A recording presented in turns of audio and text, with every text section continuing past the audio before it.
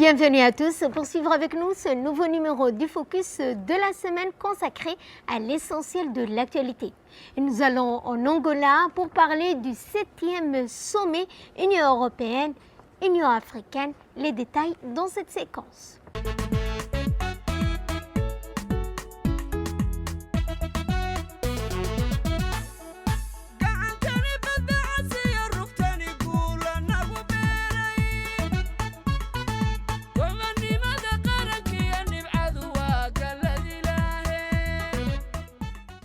Les dirigeants africains et européens se sont retrouvés à Luanda, capitale de l'Angola, pour un sommet Union africaine-Union européenne de 2 jours consacré à la redéfinition du partenariat entre les deux continents. Plus de 80 chefs d'État et de gouvernement y participent, dont le président de la République, son Excellence Ismaël Omar Guelleh, à la tête d'une délégation de haut niveau. Au cœur des discussions, le commerce, l'immigration, l'accès aux matières premières essentielles et la refonte de la coopération stratégique dans le domaine de la paix, de la sécurité, de la santé et du multilatéralisme. Ce rendez-vous coïncide d'ailleurs avec la célébration des 25 ans de partenariat Union africaine-Union européenne. Selon les analyses consolidées en 2023, l'Union européenne reste le premier partenaire commercial de l'Afrique, avec un volume d'échanges dépassant les 538 milliards de dollars, un chiffre qui témoigne à la fois de l'interdépendance économique et du poids stratégique grandissant du continent africain. Riche en ressources minérales et en potentiel énergétique, Djibouti réaffirme son rôle d'acteur majeur grâce à sa position géostratégique et son engagement pour la paix, l'intégration économique et la transition énergétique. Autant des priorités pleinement alignées avec les objectifs du sommet. En marge du sommet, le président de la République, son Excellence Ismaël Omar Guelleh, s'est entretenu avec son homologue français Emmanuel Macron. Les deux dirigeants ont évalué l'état des relations bilatérales et réaffirmé leur volonté commune de renforcer un partenariat stratégique fondé sur un dialogue politique constant et une coopération multisectorielle. Les discussions ont porté sur le domaine clé, sécurité, économie, formation, investissement, ainsi que les enjeux du sommet Union africaine-Union européenne. La rencontre s'inscrit dans la continuité d'une relation ancienne marquée par des liens politiques, économiques et culturels de longue date. Prenant part à cet entretien, M. Abdelkader Hussein Omar, ministre des Affaires étrangères, M. Abdi Mahmoud Haïbé, ambassadeur auprès de l'Union africaine, et M. Adel Mohamed Dilleta, ambassadeur auprès du Royaume de Belgique et représentant permanent. Santé avec le lancement de la stratégie de lutte contre les maladies transmissibles. Au Campesky, le gouvernement ouvre un nouveau cycle sanitaire, celui où Djibouti entend affronter ses maladies chroniques et sa santé mentale avec des stratégies structurées, assumant enfin l'ampleur d'un défi longtemps sous-estimé. Placé sous le patronage du Premier ministre, M. Abdelkader Mohamed, la cérémonie de lancement des stratégies nationales de lutte contre les maladies non transmissibles et la promotion de la santé mentale s'est tenue à l'hôtel Campesky. Le ministre de la Santé, Dr Ahmed Roble Abdillah, a présenté les axes majeurs du programme 2026-2030, articulé autour de 3 priorités: lutte contre les cancers, prise en charge du diabète, l'hypertension, renforcement de la santé mentale. La représentante de l'OMS, Dr Djoumana Hermes, a salué l'engagement des autorités. Le Premier ministre a quant à lui souligné l'importance stratégique de cette politique dans l'agenda national.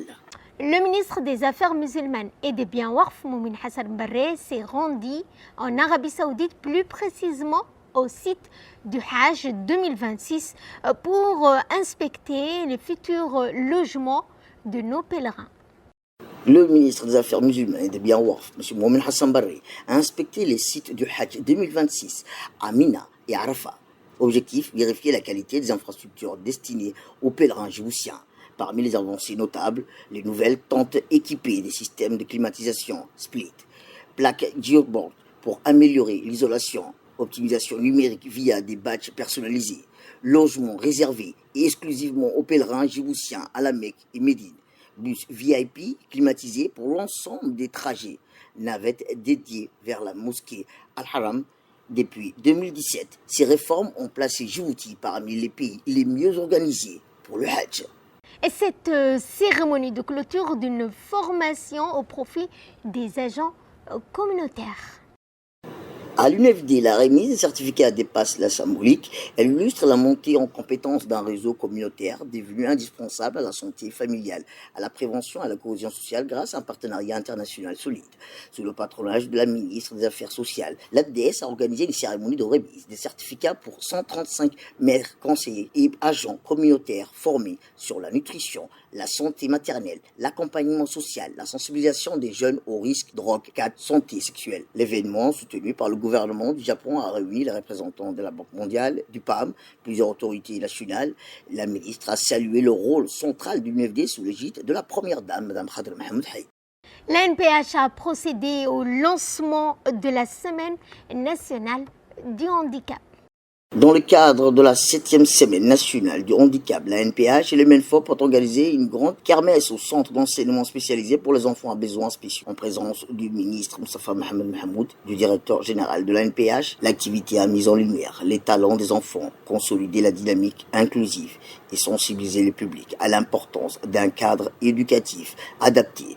La journée a mêlé activités ludiques, culturelles et pédagogiques dans une atmosphère chaleureuse et participative. Au centre spécialisé, la kermesse devient une vitrine nationale, celle d'une volonté d'inclusion qui ne se limite pas au discours, mais s'exprime à travers l'éducation adaptée, la valorisation des talents et l'engagement institutionnel réel.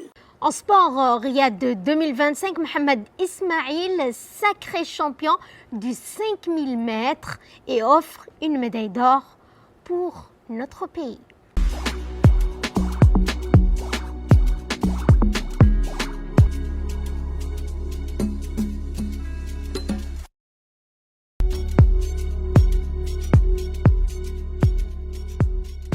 La délégation djiboutienne brille une nouvelle fois sur la scène internationale. Après avoir remporté la médaille d'argent aux 3000 mètres, le jeune athlète talentueux Mohamed Ismail a créé l'exploit en décrochant la médaille d'or du 5000 mètres lors du 6e édition des Jeux de la solidarité islamique à Riyad en Arabie Saoudite. Un moment fort empreint d'émotion, un marque la cérémonie lorsque l'hymne national a retenti dans la capitale saoudienne, saluant cette victoire historique pour le pays. Le secrétaire d'État chargé des sports, Hassan Mohamed Kamil, a chaleureusement félicité Mohamed Ismail, soulignant que ce jeune athlète incarne l'héritage de ses aînés. Dans les disciplines de fond, il a également rappelé que la politique sportive menée par le chef de l'État, son Excellence Ismaël Omar Guelleh, notamment à travers la subvention d'excellence accordée aux athlètes de haut niveau, porte aujourd'hui ses fruits.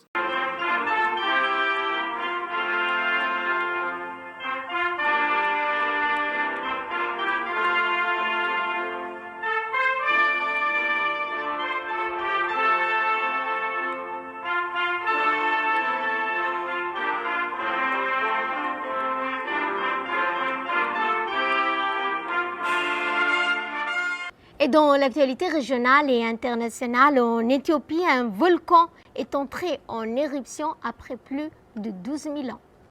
En Éthiopie, le Haile Gobi avait soudain brisé 12 000 ans de silence dans la région Afar. Cette archéologie vivante des structures terrestres, le volcan s'était dressé comme une balise d'un passé lointain. Les géologues et ainsi institutions avaient confirmé ce surgissement rare. Aucun témoignage, aucune archive locale ne rappelait une éruption comparable depuis modeste. À son altitude, à peine 500 mètres, le massif s'était montré spectaculaire par son souffle de colonnes de fumée, avait grimpé jusqu'à 14 km avant que l'activité ne s'atténue. Progressivement, le centre de surveillance des cendres volcaniques de Toulouse avait signalé que les vents avaient porté ces nuages gris vers le Yémen, l'Oman, puis jusqu'à l'Inde et au nord du Pakistan, offrant à la planète un rappel brutal de l'interconnexion atmosphérique. Et pour clore ce focus, nous allons parler de cette tension qui est à son paroxysme avec les frappes israéliennes qui ont tué un responsable de l'état-major du Hezbollah au Liban. Quelques heures plus tard, ne s'étardait plus la terre, mais la politique qui avait tremblé. Beyrouth, l'armée israélienne avait justifié l'attaque par la nécessité d'empêcher la reconstruction des capacités militaires du mouvement chiite. Le Hezbollah lui avait dénoncé une violation manifeste de la trêve, un acte susceptible de précipiter la région dans un cycle de riposte que chacun prétendait vouloir éviter.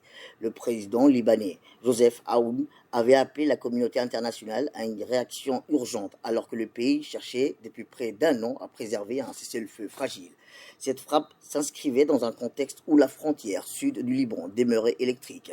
Entre patrouilles nerveuses, tirs sporadiques et médiations avortées, tout indiquait qu'un simple incident pouvait rallumer un front que les diplomaties tentaient d'éteindre depuis des mois. Et c'est ainsi que se referme ce focus. Merci à vous de nous avoir suivis.